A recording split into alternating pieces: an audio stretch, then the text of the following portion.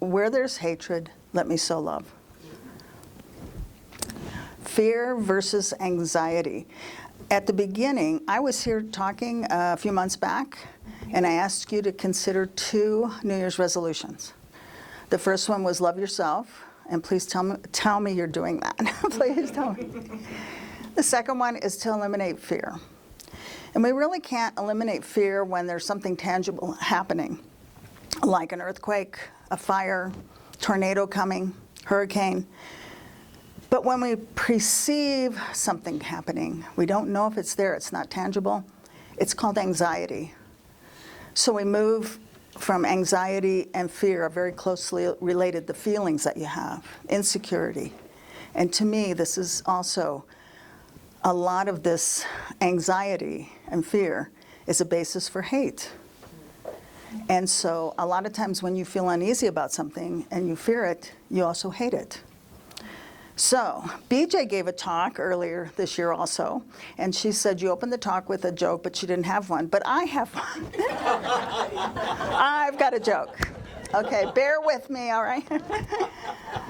A nice Jewish woman from New York City, we'll call her Rebecca, met a guy from Dallas, Texas. I'll call him Billy Bob. He's coming up to New York with his oil and gas business, and they fell in love. I mean, they fell in love. And it went on for a while, and finally they realized they need to marry because they can't be without each other. The problem is Billy Bob needs to be in Dallas for his work. Rebecca can work online, so she can work from home. So they marry, and Rebecca moves down to Dallas, and it is a culture shock for her, to say the least. So one evening, she's at an event. Her husband's business is having an event. She's sitting at a table with 3 women from Dallas, Texas, the big bouffant hair and the makeup, you know. And they're married to coworkers of Billy Bob. And she's sitting there, and the first one goes, "Oh, see the emerald? I see, my husband got me this for my birthday." And the other women look at her and go, or look at the woman, and they go, And Rebecca goes, "Isn't that sweet?" And this other woman goes, "Wow, my husband bought me a new Ferrari for my birthday."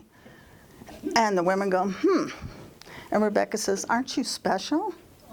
And the third woman says, "Well, my husband took me on a month-long cruise in the Mediterranean, first class all the way for my birthday." And the women looked at her and went, And Rebecca goes, "Well, bless your heart." And so the 3 women sit there for a moment, and Rebecca isn't saying anything, and they turn to her and they say, "Well, hasn't your husband gotten you anything since you've been married? Anything special?" And Rebecca says, "Well, you know, moving to Dallas has been a real culture shock for me. And my husband knew that I really should learn the culture, and I should learn the mannerisms and the etiquette that the Southern people have, the gentle people of the South have. And I learned to say F you by saying, 'Isn't that sweet? Aren't you special? And bless your heart.'"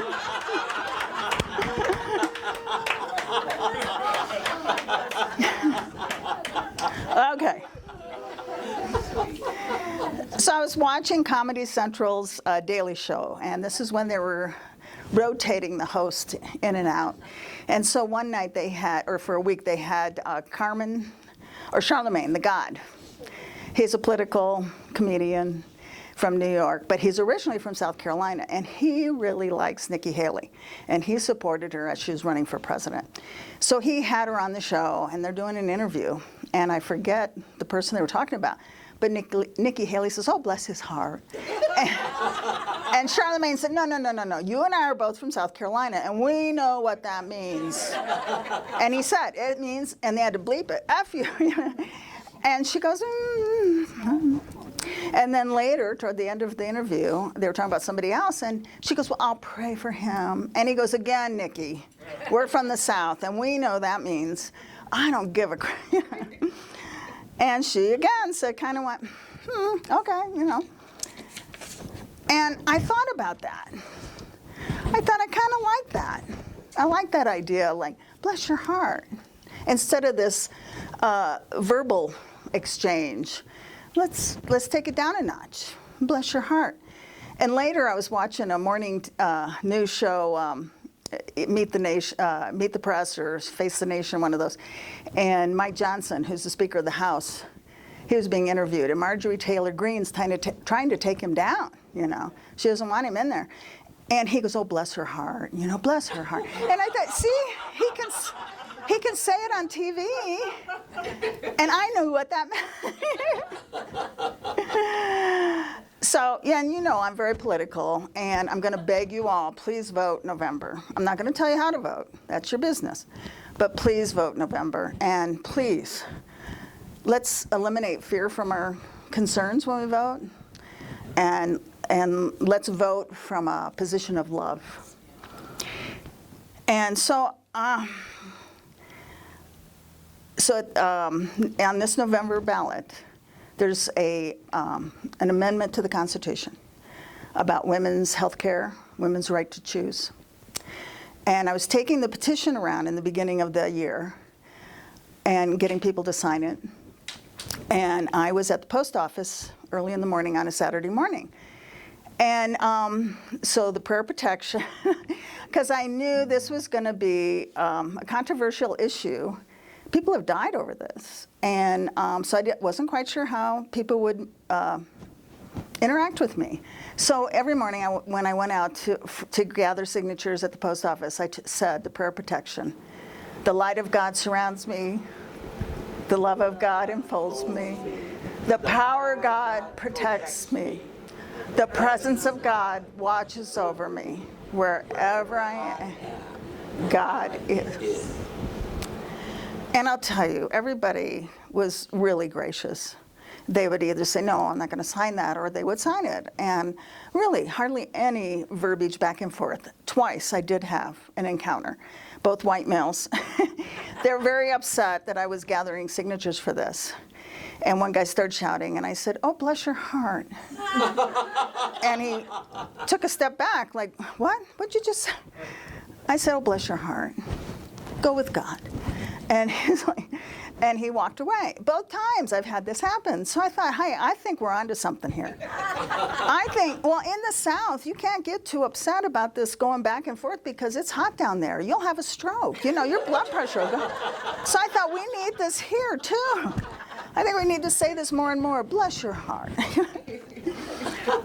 So a few months ago, a woman showed up at my door, and she had literature for a candidate I don't support.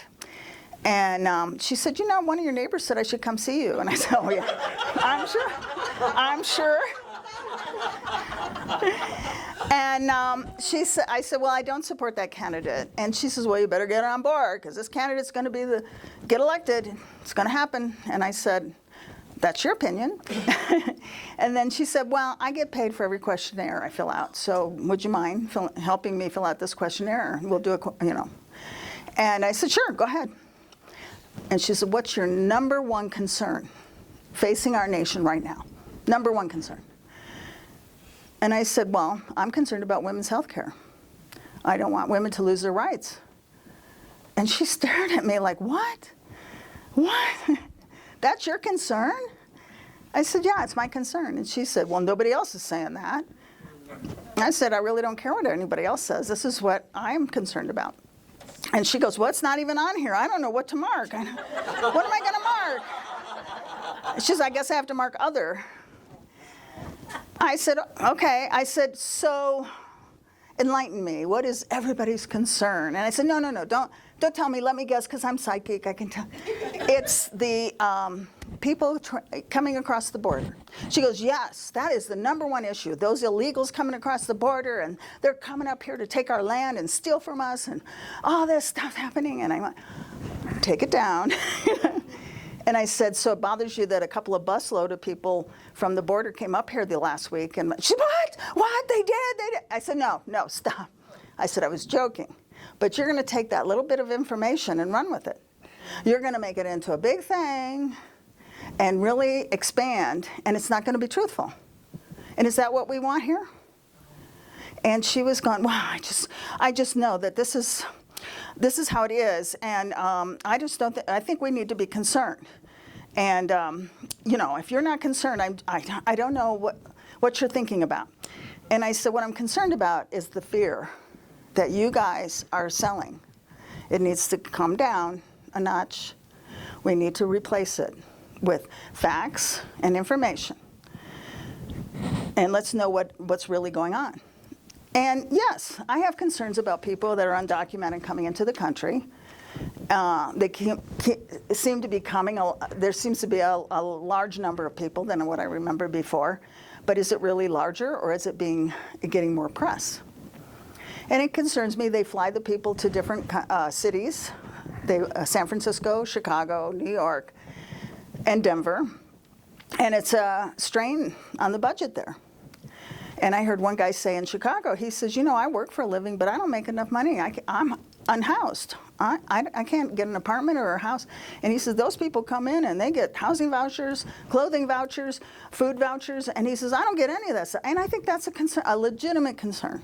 And it's something we need to address. But I look at it and I say, where's our compassion?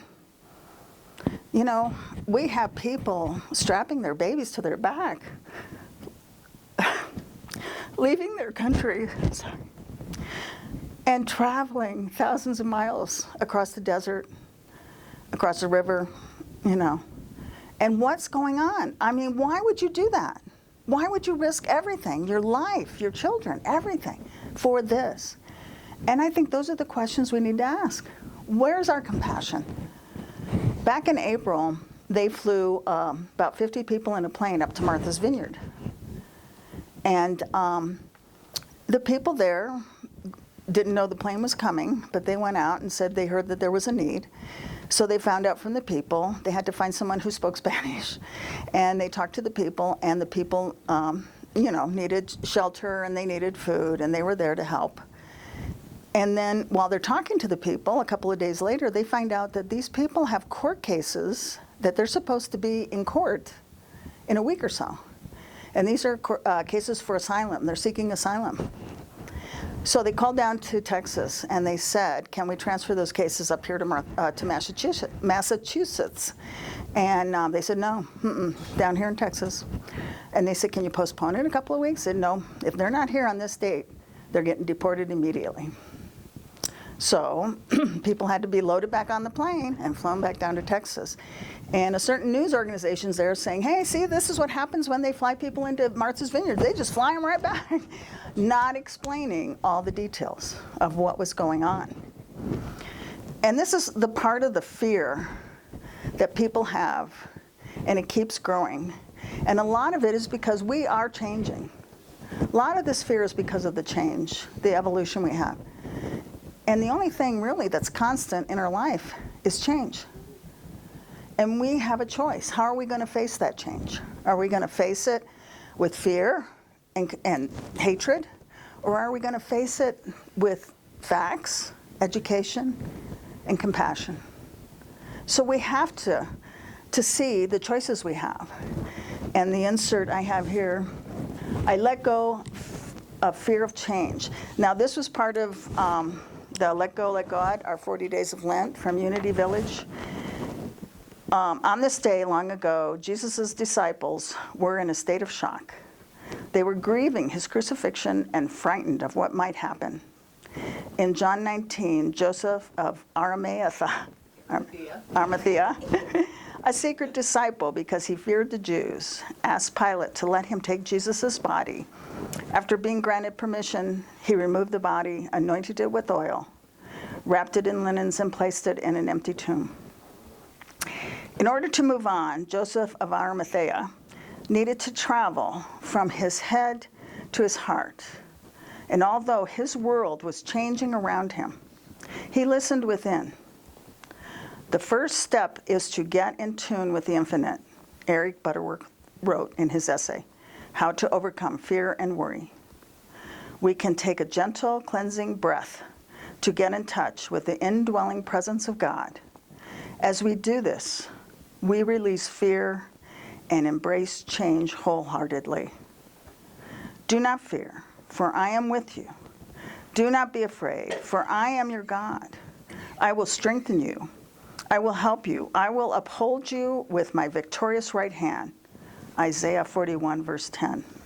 This essay was written by Reverend Edith Washington Woods, And she's the one that came with the affirmation, I am willing to release all limiting thoughts and know change as my divine birthright. So years ago, I started taking classes in mechanics. That was my profession.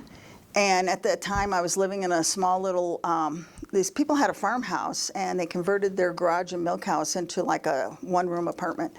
$150 a month. Can you imagine? So I lived there for quite a few years, and I saved up my money to buy my first house. So I went to Red Rocks Community College to learn mechanics. And I was mentioning where I lived, and this is outside Golden. It was northeast of Golden, north of 44th, kind of by Mount Olivet Cemetery, if anybody knows the Denver area. And so I was mentioning it, and this one guy came up to me, and he said, oh, I know that area. He said, my ancestors used to own all that. I said, yeah, wow. And his name's Ron Casados. He's Hispanic. And I said, wow, you know, that's interesting. And I didn't think much of it. But one day he showed up by my front door. And he said, I was just looking to remember this. And we took a walk around the farm. He says, yeah, my ancestors had all this. This was their ranch, their farm. He said, he's about my age. He said when he was a little boy, his grandfather piled all his siblings in the back seat, back before seatbelts and all that, and his mom and dad up front, and drove out there in his 54 Chevy. And he said, he showed us all of this and said this was ours. And I said, okay, so you sold it off, developed it? He says, no. He says, my grandfather told me that when he was a little boy, his grandfather, so great-great-grandfather, took them out, and I guess in horse and wagon, to show them this was our land. And I said, so you sold it off and developed it, or what happened? And he goes, no. He said, this was Mexico. We owned all this. This was all Mexico. He says, and my ancestors had all this. He says, I always tell people, I didn't cross the border crossed me. Yep. Mexico went down. They lost the war in 1846, I think it was. And so the Anglo settlers, I mean, Spanish are European, but the Spanish settlers were there, but the English are coming and taking them out of there. And he said his ancestors were taken off the land and moved to Greeley and told to work in the farms there, in the fields, the farms. And so he has ancestors that goes back to the 1500s. But I start thinking, it was, okay, so it was Mexico then. What was it before Mexico? The Utes owned it. It was the Utes. It was Spain, actually. Spain? Yeah, Spain was before Mexico. Okay, but then the Utes before that, and maybe a tribe before that. So this has been going on for centuries, where the lands belong to different peoples. So I just started thinking, nothing stays the same. It does always change. And the next slide. I thought about this, and we talked about the compassion. And Margaret Mead was asked, what was her first sign of civilization? And she said she thought that the first sign of civilization was, as an ancient culture, was a femur, the thigh bone, that had been broken and then healed. Mead explained that in the animal kingdom, if you break your leg, you die. You cannot run from danger, get to the river for a drink, or hunt for food. You are meat for prowling beasts. No animal survives a broken leg long enough for the bone to heal. So a broken femur that is healed and evident that someone has taken time to stay with that one who fell, has bound up the wound, has carried the person to safety, and has tended the person through recovery, helping someone else through difficulty, is where civilization starts. And we are our best when we are serving others. So please be civilized. Ira Byock said. He said.